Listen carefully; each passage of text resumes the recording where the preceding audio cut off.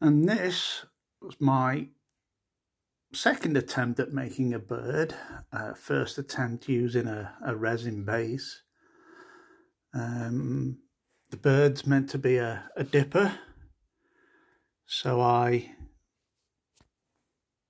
dipped the hot spoons into old engine oil, which browned it.